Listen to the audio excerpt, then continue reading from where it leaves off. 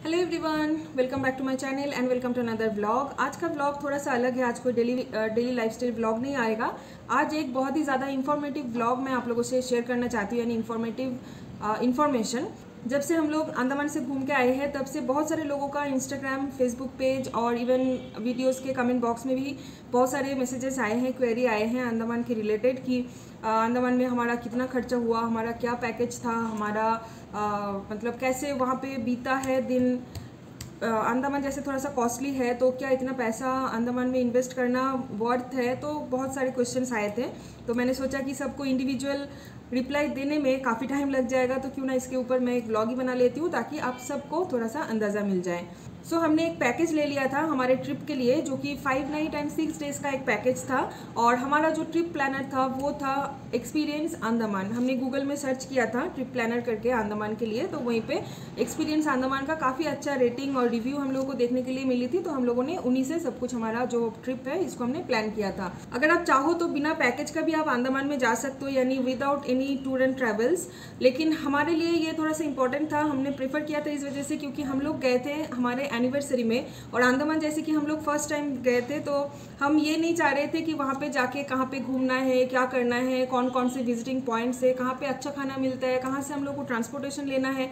तो ये सब के झमेले से हम लोग दूर रहना चाहते थे। हमारा एनिवर्सरी हम लोग रिलैक्स करके बिताना चाहते थे, जिस वजह से हम लोगों ने एक्सपीरियंस अंडमान से हमारा पैकेज बुक किया था। सो अभी मैं बता देती हूँ कि हमारा पैकेज कितने का आया था। जो लोग मेरे चैनल पे रेगुलर व्यूअर्स हैं उनको तो पता ही होगा कि हम लोग 4 लोग गए थे अंडमान, मैं, सौरभ और रितेश भैया और शर्मिता, यानी 2 कपल का हमारा पैकेज हमने जो सिलेक्ट किए थे वो था स्टैंडर्ड पैकेज, जो कि आया था ऑलमोस्ट 72,000 के आसपास, 71,600 समथिंग, आप 72 ही पकड़ के चलिए। तो वहाँ पे ना 3 या 4 टाइप का पैकेज हम लोगों को प्रोवाइड किया गया था, उसमें से हम लोगों ने स्टैंडर्ड पैकेज चूज़ किया है। स्टैंडर्ड पैकेज के ऊपर भी काफ़ी सारे पैकेजेस हैं, जैसे कि royal package, deluxe package, blue lagoon package, तो ऐसे करके बहुत सारे पैकेजेस उनका है। और इसका डिफरेंस ये है, स्टैंडर्ड पैकेज में आपको जो होटल्स मिलेंगे, जो रूम मिलेंगे, जो सर्विस और जो सब कुछ मिलेंगे, आप जितना हायर पैकेज में जाओगे उसमें उतना ही आपको और भी ज़्यादा अच्छा रूम मिलेगा, सब कुछ मिलेगा। वैसे हम लोगों को हमारे बजट के हिसाब से स्टैंडर्ड पैकेज जो था वो हम लोगों को स्वीटेबल लगा था। और एक डिफरेंस भी है, स्टैंडर्ड पैकेज में हमारा था 5 नाइट एंड 6 डेज का ट्रिप, और आप जैसे ही पैकेज बढ़ाओगे वहाँ पे आपको काफ़ी सारा, मतलब काफ़ी ज़्यादा विजिटिंग प्लेसेस दिखने के लिए मिलेगा, और साथ में वहाँ पे आपका स्टे भी बढ़ जाता है, like 7 night 8 days, 11 night 12 days, कोई पैकेज तो 15 नाइट 16 डेज ऐसे का भी है। सो सौरभ को तो जैसे ऑफिस का लिमिटेड छुट्टी था, तो इसलिए हम लोगों के लिए 1 वीक काफ़ी था, मतलब हमारे प्लान के अकॉर्डिंग। सो हम लोगों ने 5 नाइट एंड 6 डेज का पैकेज चूज़ किया था, और उसमें हम लोगों को काफ़ी सारी जगह देखने के लिए मिला है। अगर आप हायर पैकेज लेते हो तो उसमें आपको और भी काफ़ी सारे जगह घूमने के लिए मिल जाएगा, यानी उसमें इंक्लूड है। अभी मैं आप लोगों को बता देती हूँ कि हमारे जो 72,000 का पैकेज है इसमें क्या क्या आता है। इसमें हमारा सारे होटल्स इंक्लूडेड है, यानी पोर्ट ब्लेयर में, हैवलॉक आइलैंड में, नील आइलैंड में, तीनों आइलैंड में ही हमारा होटल फ्री था, और जो कि अच्छा खासा हम लोगों को रूम प्रोवाइड किया गया था वहाँ से। और रूम सर्विस तो जैसे फ्री है ही, इंक्लूड है इसमें, साथ में बुफे ब्रेकफास्ट इंक्लूड है, और ट्रांसपोर्ट भी वहाँ पे इंक्लूड है। जैसे कि आप एक जगह से दूसरे जगह पे विजिट करना चाहते हो तो जो कुछ भी आपका मोड ऑफ ट्रांसपोर्ट होगा सब कुछ फ्री है। लाइक हम लोग बैंगलोर से लैंड किए पोर्ट ब्लेयर, सो पोर्ट ब्लेयर में लैंड करते ही बाहर जाते ही, एयरपोर्ट के बाहर जाते ही वहाँ पे एक्सपीरियंस अंडमान का लोग प्लेकार्ड लेके वहाँ पे खड़े थे, सौरभ का नाम का प्लेकार्ड लेके। सो हम लोगों को बहुत ही इजीली वो लोग मिल गए थे, क्योंकि उन लोगों का आइडेंटिफिकेशन है, वो लोग ऑरेंज कलर का टी शर्ट पहनते हैं, मतलब हर एक ट्रैवल एजेंसी का अलग अलग टी शर्ट होते हैं, तो वो लोग ऑरेंज कलर के टी शर्ट पहन के खड़े थे, और यहाँ पे टैग में लिखा हुआ था एक्सपीरियंस अंडमान करके, और सौरभ का नाम का प्लेकार्ड लेके वो बंदा खड़ा था। तो वहाँ पे गाड़ी हमारा रेडी था, तो गाड़ी से हम लोगों को लेके चले गए होटल, और फिर होटल में जाके हम लोगों ने थोड़ा रेस्ट वगैरह लिया, उसके बाद फ्रेश होके लंच वंच करके हम लोग उस दिन का जो हमारा ट्रिप प्लान किया हुआ था, यानी हमारा कोऑर्डिनेटर जैसे हमारा ट्रिप को प्लान करके रखे थे, सारे जगह हम लोगों को विजिट करवाया। तो उस दिन हम लोग गए थे कॉर्बिन कोव बीच, साथ में सेलुलर जेल, उसके बाद हम लोग हमारे होटल में वापस आ गए, और फिर रात को होटल में ही हम लोग डिनर किए। और हमारा होटल जैसे सी से बहुत ही वॉकिंग डिस्टेंस में था, हमारा होटल का नाम ही था बे वॉक बाय सी साइड। तो हम लोग डिनर करने के बाद वॉक करके हम लोग चले गए सी साइड में, और वहीं पे थोड़ा सा टाइम स्पेंड करके हम लोग दोबारा होटल वापस आ गए। फिर नेक्स्ट दिन मॉर्निंग हमारा क्रूज था पोर्ट ब्लेयर से हैवलॉक के लिए। सो हमारा बुकिंग था मैक्रूज़ में, और मैं यहाँ पे आप लोगों को मेंशन कर देना चाहूँगी कि क्रूज़ का ना टाइम बहुत ही ज़्यादा पर्टिकुलर है। अगर आप 2 मिनट भी लेट करोगे तो क्रूज़ आपके लिए बिल्कुल भी वेट नहीं करेगा, क्रूज़ आपको छोड़ के चला जाएगा। हमारे साथ भी एक ऐसा इंसिडेंट हुआ था, जो कि आप अगर मेरे ब्लॉग्स चेक करोगे तो वहाँ पे पता चलेगा। यहाँ पे मैं डिटेल्स में कुछ बता नहीं रही हूँ। सो जी हाँ, वहाँ से अर्ली मॉर्निंग हम लोगों को होटल यानी पोर्ट ब्लेयर होटल को चेकआउट करके हम लोग चले गए क्रूज़ लेके हैवलॉक आइलैंड। क्रूज़ में थोड़ी सी जो कुछ भी तकलीफ होती है सबको, वॉमिटिंग टेंडेंसी, चक्कर आना, वो सब कुछ भी मेरे ब्लॉग में डिटेल्स में मैंने शेयर किया है कि क्या क्या होता है, इसके लिए आप क्या क्या प्रिकॉशंस ले सकते हो। तो वो सब कुछ आप लोग थोड़ा ब्लॉग से चेक कर लेना। सो क्रूज़ का हमारा पर हेड का भाड़ा पड़ा था, यानी टिकट कुछ 1600 या 1700 रुपये के आसपास पर हेड का।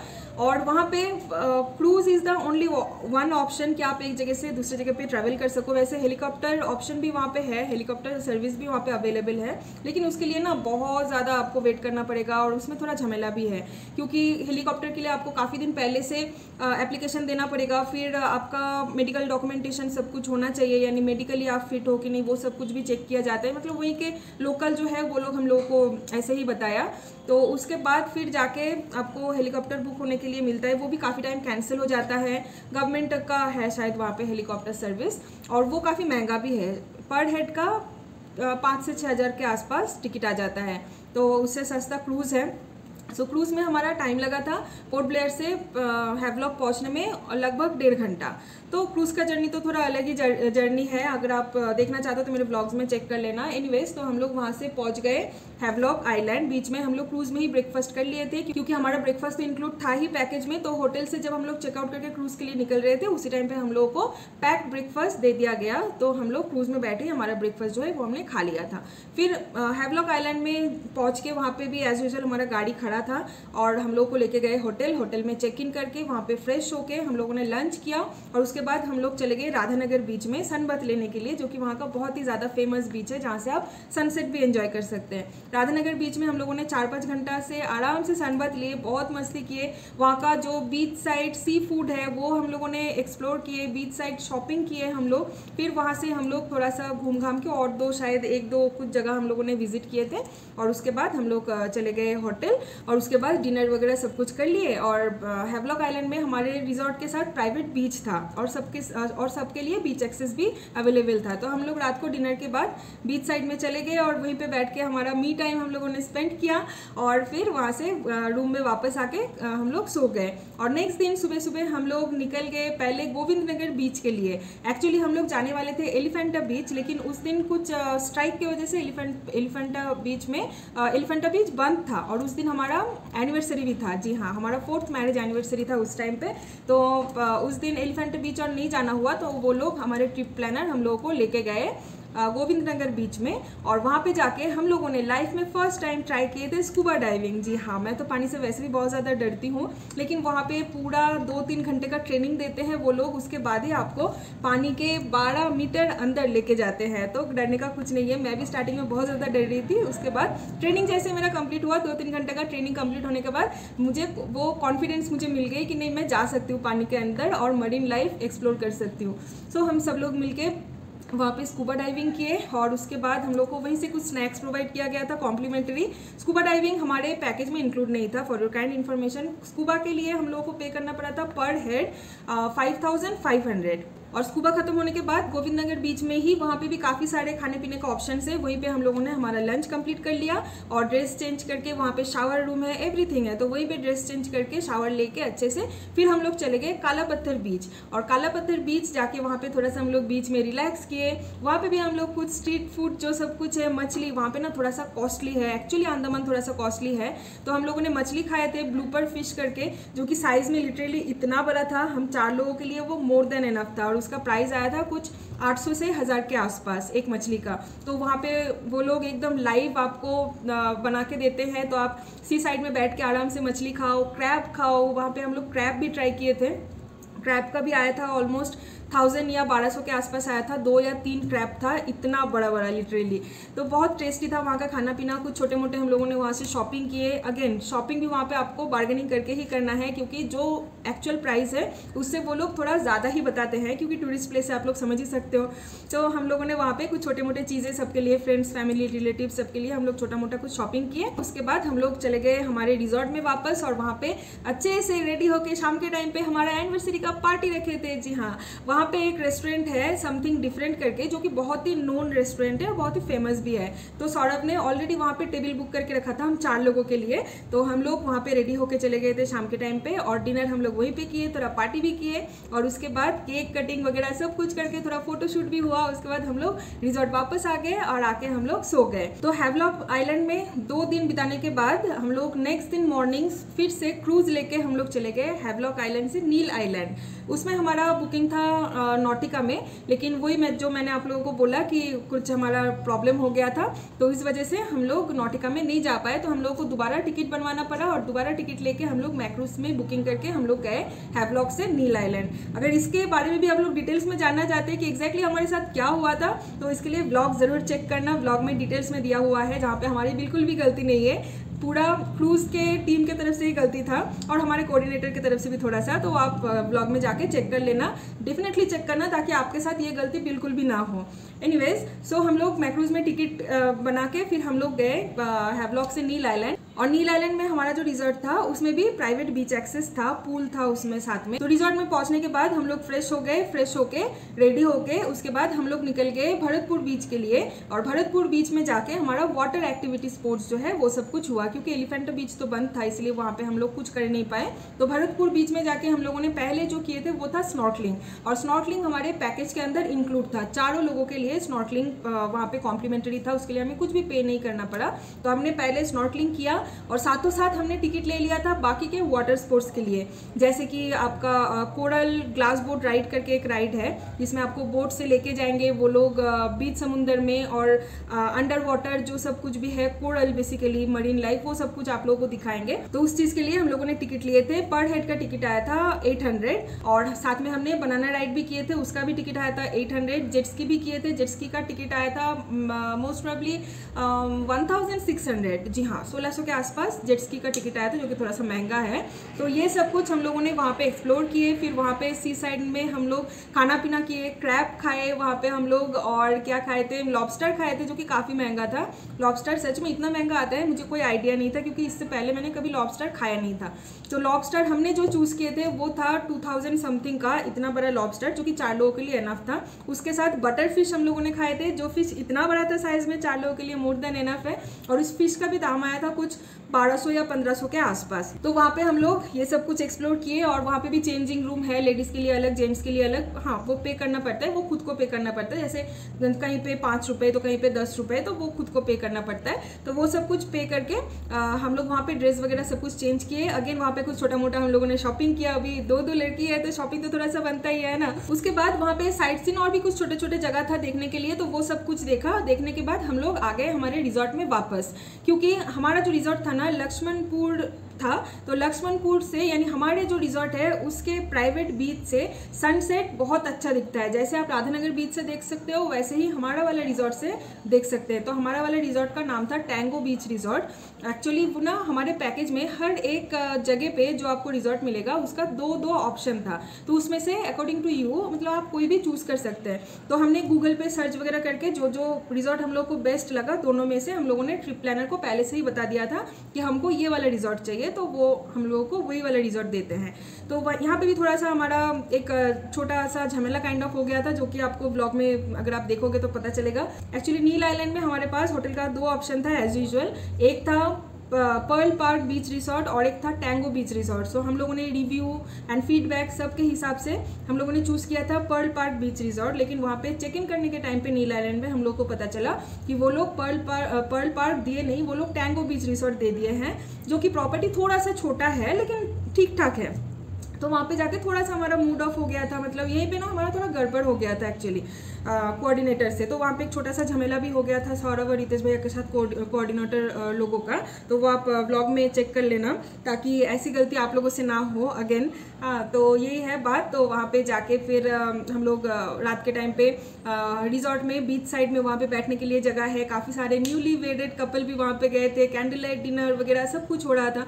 वैसे हैवलॉक में भी कैंडल लाइट डिनर का आपको वहाँ पे परमिशन मिल जाएगी, फैसिलिटीज़ भी हैं। इवन मेरे हस्बैंड ने खुद वहाँ पे ट्राई किया था बीच साइड में कैंडल लाइट डिनर के लिए, लेकिन उस दिन पूरा फुल था। अगर कैंडल लाइट डिनर आपको बीच साइड में करना है, ओपन कैंडल लाइट डिनर, तो उसके लिए आपको काफ़ी दिन पहले से ही उनको बता के रखना होता है ताकि जगह बुक करने के लिए। तो हम लोग एकदम सेम टाइम में बताए थे, तो उस टाइम पे उन लोगों का ऑलरेडी पूरा बुकिंग फुल हो चुका था, इसलिए हम लोगों को हैवलॉक में समथिंग डिफरेंट में जाना पड़ा, जो कि थोड़ा सा कॉस्टली है, लेकिन हाँ खाना बहुत अच्छा है। एनीवेज फिर नील आइलैंड में हम लोग थोड़ा बीच साइड में बैठ के भी रिलैक्स किए, उसके बाद पूल में उतरे, थोड़ा सा हम लोग पूल में भी मस्ती मजाक किए, काफ़ी एंजॉयमेंट हुआ। उसके बाद डिनर वगैरह सब कुछ होने के बाद हम लोग रूम में आके फ्रेश होके सो गए, पैकिंग वैकिंग सब कुछ कर लिया, क्योंकि नील आइलैंड में हमारा 1 नाइट का था और नेक्स्ट दिन हम लोग वहाँ से निकल गए। तो सुबह के टाइम पे हम लोग निकल गए, हमारा क्रूज था ग्रीन ओशियन।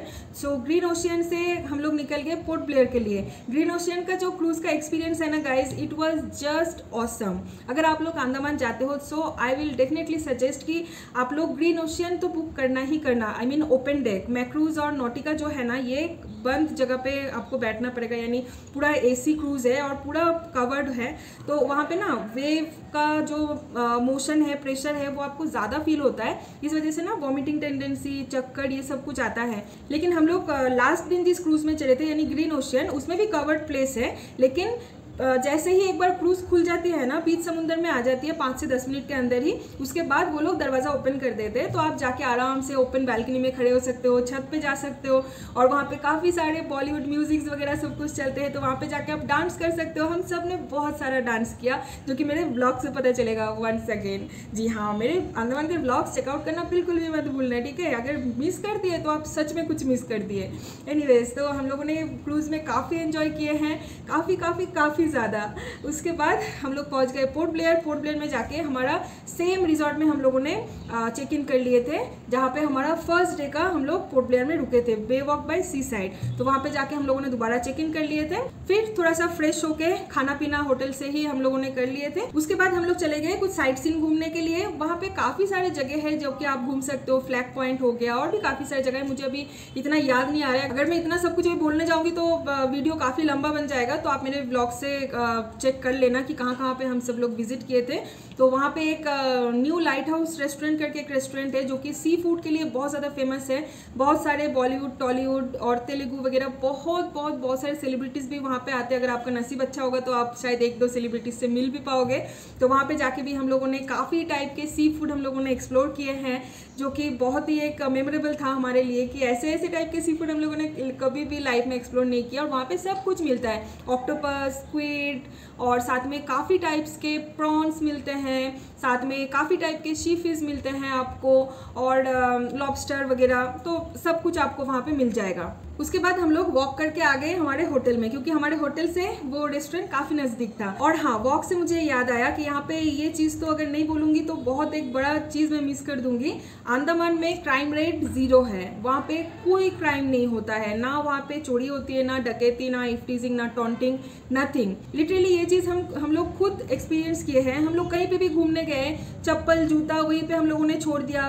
2 घंटा 3 घंटा बाद भी हम लोग वापस आके देख रहे हैं कि चप्पल जूता वहीं पे है। यहाँ पे अगर आप मंदिर में भी जाते हो, चप्पल बाहर खोलने से डर लगता है कि शायद कोई चप्पल उठा के लेके चला जाएगा, जो भी होता भी है, ठीक है। लेकिन वहाँ पे ऐसा बिल्कुल भी नहीं है। हम लोग राधानगर बीच में जब नहाने के लिए गए, 3 से 4 घंटे का हम लोगों ने सनबत लिए थे, और लिटरली एक बैग में हमारा चारों लोगों का मोबाइल, चार्जर, और साथ में कैमरा, ब्लॉगिंग इक्विपमेंट, सब कुछ, पर्स, पैसा, सब कुछ उसी में था बैग में। सिर्फ हमारा ही नहीं, सबका वैसा ही था।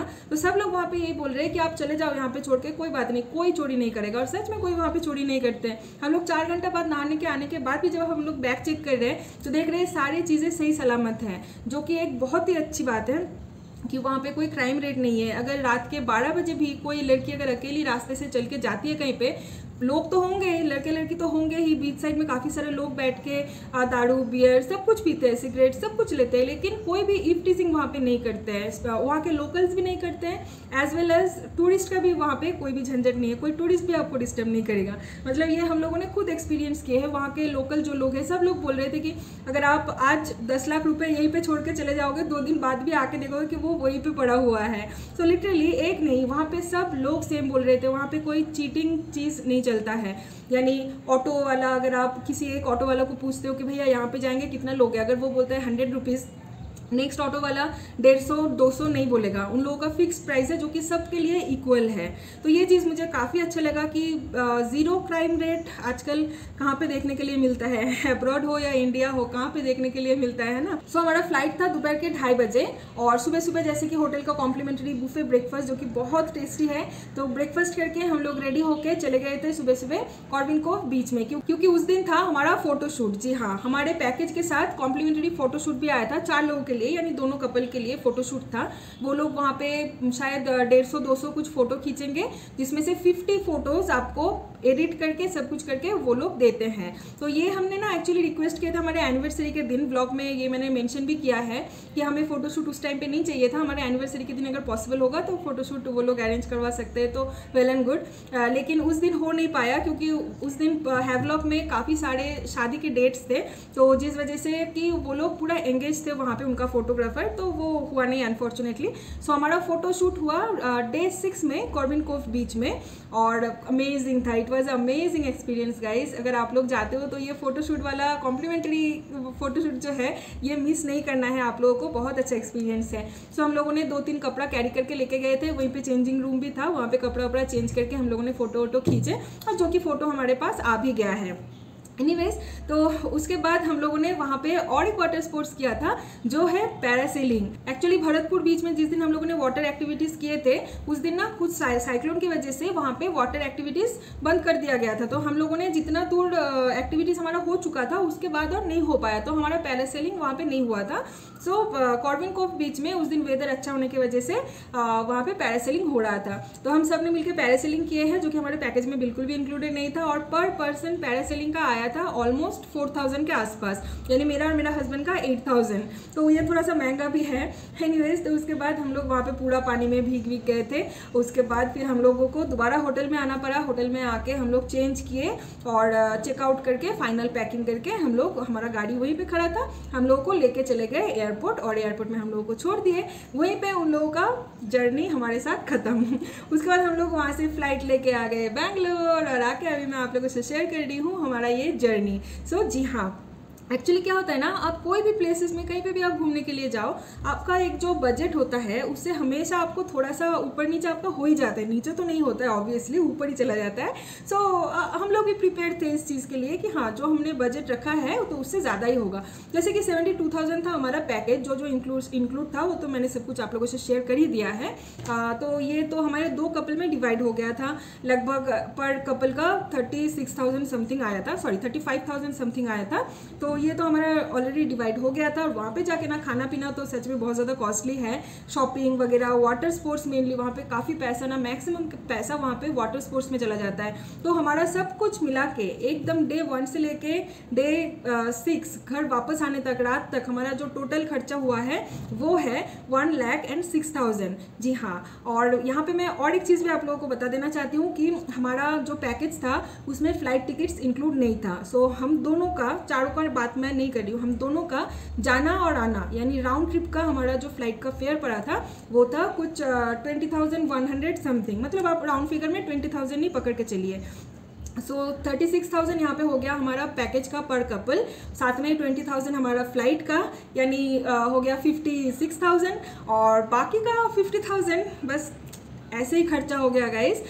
तो मैं इसीलिए आप लोगों को पहले से ही बता देती हूँ कि आपका जो बजट है उसे थोड़ा सा आप ऊपर पकड़ के ही चलिए, मतलब कैश वहाँ पे कैरी कीजिए। जी हाँ, ये भी डबल कोटेशन में मैं आप लोगों को बताना चाहूँगी, बहुत अच्छा चीज़ एक याद आया कि वहाँ पे कैश कैरी करना मस्ट है, क्योंकि वो आइलैंड है ना, पोर्ट ब्लेयर में आपको हर टाइप के नेटवर्क वगैरह सब कुछ मिल जाएगा। लेकिन आप जैसे ही पोर्ट ब्लेयर छोड़ के हैवलॉक या तो फिर नील आइलैंड में जाते हो तो उस टाइम पे आपको कोई नेटवर्क नहीं मिलेगा, सिर्फ एयरटेल और वोडाफोन कहीं कहीं पे मिल जाता है, एयरटेल सब जगह पे आपको मिल जाएगा, वोडाफोन कहीं कहीं पे मिल जाता है। और एटीएम तो हर जगह पे है, लेकिन वहाँ पे कभी भी वेदर चेंज हो जाता है, कभी भी साइक्लोन आ जाती है, तो इस वजह से ना वहाँ का सर्वर ऑलवेज थोड़ा सा डाउन रहता है। तो एटीएम मिलने के बावजूद भी आपको हर एक एटीएम से आप कभी भी पैसा उठा सकते हो, ऐसा नहीं है। और वहाँ पे जाके अगर आप गाड़ी ना लेके अगर आप इंडिविजुअल भी जाते हो, तो स्कूटी बाइक कुछ भी अगर आप हायर करते हो, पेट्रोल पंप भी बहुत ज़्यादा लिमिटेड है, तो आपको इस बात का भी बहुत ज़्यादा ध्यान रखना है। सो हाँ, जितना हो पाए आप जहाँ से ट्रैवल कर रहे हो, या तो बेंगलोर या दिल्ली या कोलकाता कहीं से भी, तो आप वहीं से कैश करी करके लेके जाओ।